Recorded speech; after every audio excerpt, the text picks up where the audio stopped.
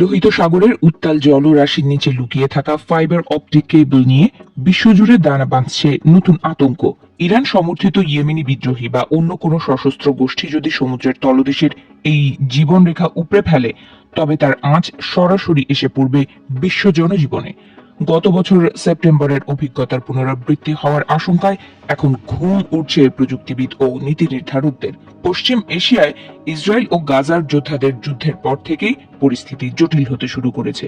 যদিও ইরান বা ইয়েমেনি বিদ্রোহীরা সরাসরি কেবল কাটার কোনো আনুষ্ঠানিক হুমকি দেয়নি, তবু আন্তর্জাতিক সমর বিশেষজ্ঞদের মতে গাজায় সামরিক চাপ কমাতে ইসরায়েল ও তার বন্ধু দেশগুলোর উপর মনস্তাত্ত্বিক ও অর্থনৈতিক চাপ সৃষ্টি করতে এই কেবলগুলোকে লক্ষ্যবস্তু করা হতে পারে। একটি সাধারণ তার বিচ্ছিন্ন হওয়া মানে আধুনিক বিশ্বের স্নায়ুতন্ত্র অচল হয়ে পড়া। 2025 সালের সেপ্টেম্বরের সেই ভয়াবহ স্মৃতি এখনো টাটকা। সে সময় এশিয়া ও আফ্রিকার বড় অংশে ইন্টারনেট পরিষেবা বিঘ্নিত হয়েছিল। ভারত ও পাকিস্তানেও এর প্রভাব পড়েছিল ব্যাপকভাবে।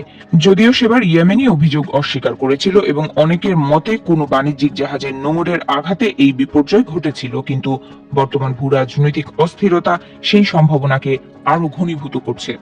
আন্তর্জাতিক কেবল সুরক্ষা কমিটির তথ্য অনুযায়ী লোহিত সাগরের নিচ দিয়ে 4টি প্রধান কেবল পথ বিস্তৃত। এর মধ্যে রয়েছে ভারত, পশ্চিম এশিয়া, পশ্চিম ইউরোপ এবং ইউরোপ ভারত গেটওয়ের মতো অত্যন্ত গুরুত্বপূর্ণ সংযোগ। বিশ্বের মোট ইন্টারনেট ট্রাফিকের একটি বিশাল অংশ এই করিডোর দিয়ে প্রবাহিত হয়। ফলে এখানে সামান্য চির ধরা মানেই বৈশ্বিক ডিজিটাল মানচিত্রে এক বড় সড় বিপর্যয়। ভারতের জন্য এই আশঙ্কার মেঘ আরো কালো। বর্তমান ভারত শুধু হোয়াটসঅ্যাপ বা ইউটিউবে সীমাবদ্ধ নেই। দেশটির অর্থনীতি এখন দাঁড়িয়ে আছে ইউপিআই লেনদেন, ক্লাউড কম্পিউটিং এবং দ্রুত বর্ধনশীল কৃত্রিম বুদ্ধিমত্তা বা এআই নেটওয়ার্কের উপর। যদি সমুদ্রের নিচের এই তারগুলো ক্ষতিগ্রস্ত হয়, তবে ব্যাংকিং পরিষেবা থেকে শুরু করে আইটি সেক্টর সবই মুখ থুবড়ে পড়ার উপক্রম হতে পারে। বিশেষজ্ঞদের মতে এই কেবলগুলো ভারতের আর্থিক নিরাপত্তার অবিচ্ছেদ্য অংশ। শেয়ার বাজার থেকে শুরু করে সাধারণ মানুষের দৈনন্দিন অনলাইন পেমেন্ট সবই এই অপটিক ফাইবার সংযোগের উপর নির্ভরশীল। বড় ধরনের কোনো নাশকতামূলক কাজ ঘটলে ভারতে শুধু ইন্টারনেট ধীর গতি হবে না, বরং দীর্ঘমেয়াদী আর্থিক মন্দা দেখা দেওয়ার আশঙ্কাও উড়িয়ে দেওয়া যাচ্ছে না। তবে বিপর্যয় মোকাবেলায় বিকল্প ব্যবস্থার কথা ভাবছে বিশ্ব। একটি কেবল ক্ষতিগ্রস্ত হলে অন্য অ্যাক্সেস পয়েন্ট বা রুট দিয়ে তথ্য আদান প্রদান করার প্রযুক্তি রয়েছে। এতে ইন্টারনেট পুরোপুরি বন্ধ না হলেও এর গতি মারাত্মকভাবে কমে যায়। কিন্তু যদি একসাথে একাধিক কেবল লক্ষ্যবস্তু করা হয়, তবে সেই ব্যাকআপ ব্যবস্থাও কাজ করবে না বলে ধারণা করা হচ্ছে।